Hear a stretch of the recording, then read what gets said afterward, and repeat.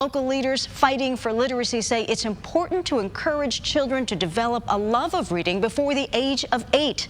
Otherwise, it could be too late. Here's 10 News anchor Steve Atkinson.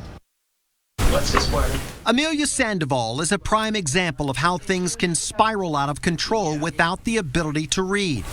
I didn't read. Really? Yeah. Not at all? Not at all. Why not?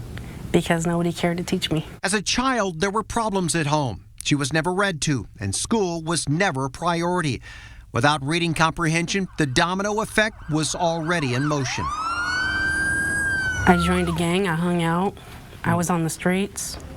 We learned how to ditch the cops. By the time she was 18, Amelia was here, the state prison for women in Chowchilla, where she spent 5 years.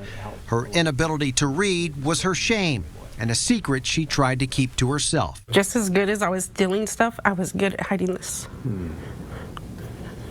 I had to protect the secret. It was like the best secret I kept from everybody. It's a path in life that is completely avoidable. 60% of low-income children have no books at home. Jose Cruz is desperate to get books in the hands of children. We're focusing on that age 0 to age 8 or 9 because we know that's the best place for us to make an investment. Cruz and the Council on Literacy are encouraging children to read at least 20 minutes a night at home. Here's why. Student A, who reads just 20 minutes a day, will read the equivalent of 1.8 million words in a school year, building an extensive vocabulary. But student B, who reads only 5 minutes a day, will have read less than 2% of that amount.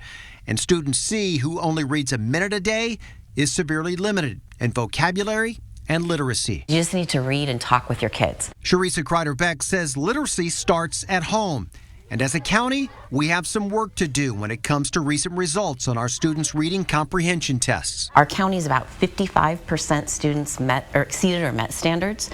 At the state, we're about 50, so the county outperforms the state a little bit, but those numbers aren't okay. We can't be okay with those results. If a child is not reading at grade level by age 8 or 9, the odds of them catching up are 3 to 1 against them. Which is exactly what happened to Amelia. But it's never too late.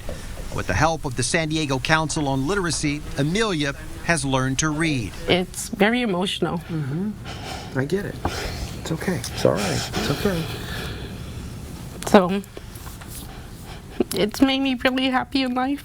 Amelia graduated from high school in February and is now studying for her certification test to enter the field of cybersecurity. It's amazing because I always thought I'd be in prison. I never saw a brighter future. I didn't think I'd make it this far. I always thought I'd end up dead, or like I said, forever in prison. I never thought I'd find people who cared about me, who would be there. I never thought I'd find a supportive system like this. Steve Atkinson, 10 News.